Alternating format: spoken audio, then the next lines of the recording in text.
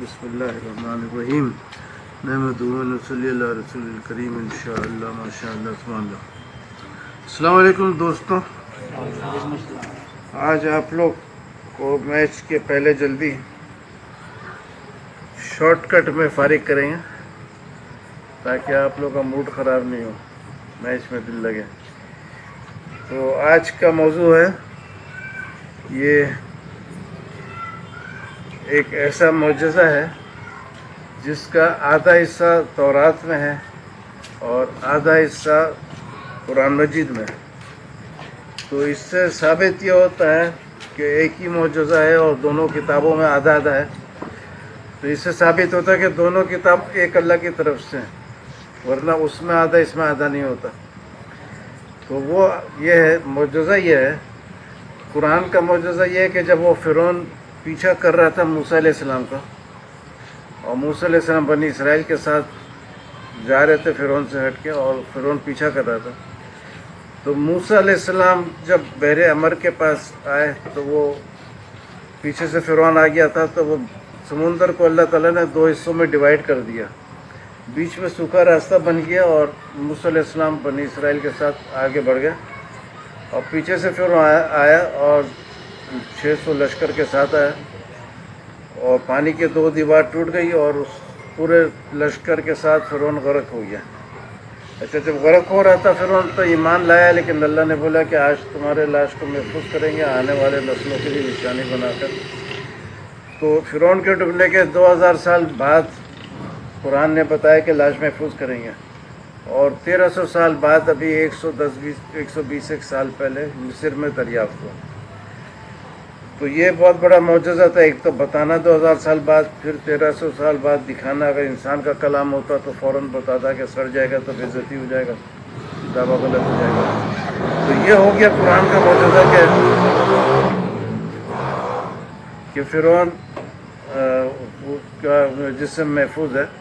اور تورات کا معجزہ یہ ہے کہ تورات میں بھی فرعون غرق ہوتا ہے، لیکن فرعون کے لاش کا محفوظ رہنے کا کوئی ذکر نہیں ہے۔ تورات میں یہ ہے کہ فرعون کے ڈوبنے کے 400 سال قبل، 2-4 سال نہیں، 400 سال قبل یوسف علیہ السلام فوت ہو رہے تھے 110 سال کی عمر میں۔ تو انہوں نے وصیت کیا اپنے بھائیوں سے کہ میرے کو دفن مت کرنا، اور جب یہاں سے اللہ تم کو نجات دے گا تو میرے لاش کو بھی ساتھ لے جانا۔ اور خدا کا قسم لے کے بولا، یہ قسم کھاؤ اور بولو، وعدہ لیا، پرومس بائی گاڈ۔ تو اب یوسف علیہ السلام کے لاش کو محفوظ کر کے، مسالہ لگا کے محفوظ کر کے اور تابوت میں رکھ دیا، لیکن نجات ملنے میں 400 سال لگ گیا۔ 400 سال بعد موسیٰ علیہ السلام کے دور میں فرعون سے نجات ملا۔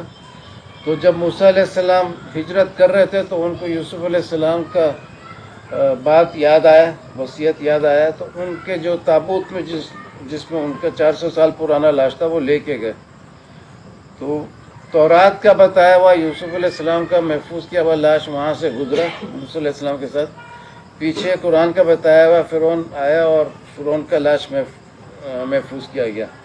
تو یہ دونوں، آدھا حصہ تورات کا یوسف علیہ السلام کا اور آدھا حصہ قرآن میں فرعون کے لاش کا ذکر ہے۔ تو یہ بہت خوبصورت معجزہ ہے اور بہت اس میں مزے کی پوائنٹس ہیں۔ ایک آدھ پوائنٹ آپ کو سنا دیتے ہیں تاکہ زیادہ آپ کا برداشت کا امتحان نہیں ہو۔ ایک پوائنٹ یہ ہے کہ وہ جب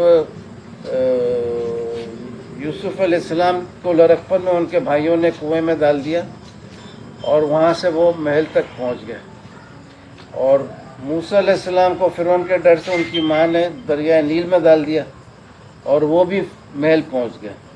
پہلے یہی سمجھتے تھے لوگ کہ سوتیلے بھائی لوگ حسد سے کنواں میں ڈالے اور فرعون کے ڈر سے دریا میں ڈالے۔ بالکل صحیح بات ہے، اس میں کوئی غلطی نہیں ہے، لیکن اللہ کا منصوبہ لمبا لمبا ہوتا ہے کہ جس کو کنواں میں ڈالا تھا اس کو تابوت میں ڈالا، اور 400 سال بعد جس کو دریا میں ڈالا تھا وہ تابوت کو کاندھا دے کے لے گیا۔ تو یہ بہت خوبصورت معجزہ ہے۔ اس سے ثابت ہوتا ہے کہ یہودی، کرسچن اور مسلمان یہ سب ایک ہی خدا کے مخلوق ہیں۔ ویسے تو ہر کوئی بولتا ہے، لیکن دلیل سے جب ثابت ہوتا ہے تو وہ زیادہ قیمتی ہو جاتا ہے، اور یہ دلیل بھی اللہ کی طرف سے آیا ہے، اس میں کسی بندے کا کمال نہیں ہے۔ نہ ہم تھے موجود یوسف علیہ السلام کے ٹائم میں، نہ موسیٰ علیہ السلام کے ٹائم میں، اور نہ فرعون کے لاش دریافت ہونے کے ٹائم میں۔ یہ سب بہت پہلے ہو گیا، آج موجود ہے اور کل پھر غائب ہو جائیں گے۔